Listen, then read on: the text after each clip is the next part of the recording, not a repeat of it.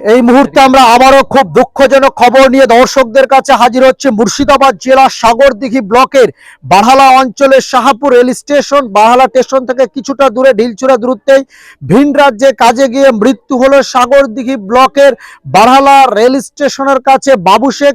দীর্ঘদিন ধরে তিনি কর্মসূত্রে কেরালা রাজমিস্ত্রি কাজের সঙ্গে যুক্ত ছিল। 5 মাস আগে কাজে গিয়েছিল, পরিবারকে কথা দিয়েছিল যে ঈদে বাড়ি ফিরবে, আর বাড়ি ফিরা হলো না বাবু শেখের।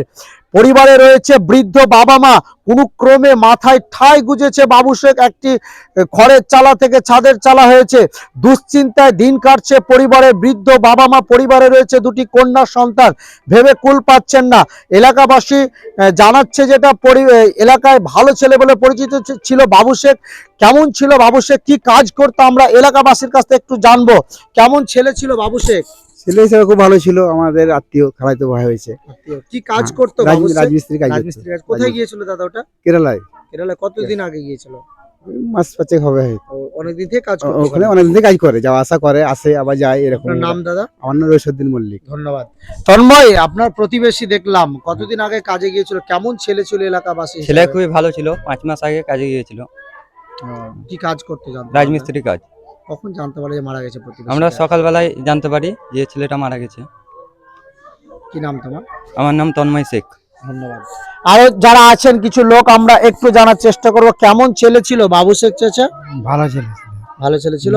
আমার ভাগ্নে। ভাগনা কি কাজ করতো? রাজমিস্ত্রি। ঠিক আছে, আক্তারের পরিবারের লোকজন তারা দুশ্চিন্তায় কান্নায় ভেঙে পড়েছে। তাদের কথা বলার যে পরিস্থিতি এখন নেই।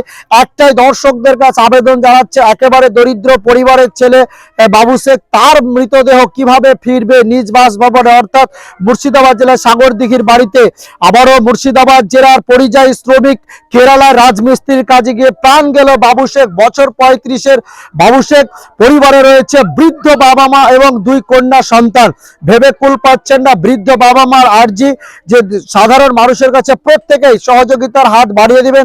ছেলের শেষ মুখটা দেখার জন্য চেয়ে আছেন পরিবারের লোকজন। কখন তার মৃতদেহ নিজ বাসভবনে পৌঁছায় সেই দিকে লক্ষ্য থাকবে আমাদের। তার পাশাপাশি এলাকার যারা আছেন রাজনৈতিক মহল, তারাও যেন এগিয়ে আসেন সেই দিক থেকে আমরা আবেদন করছি।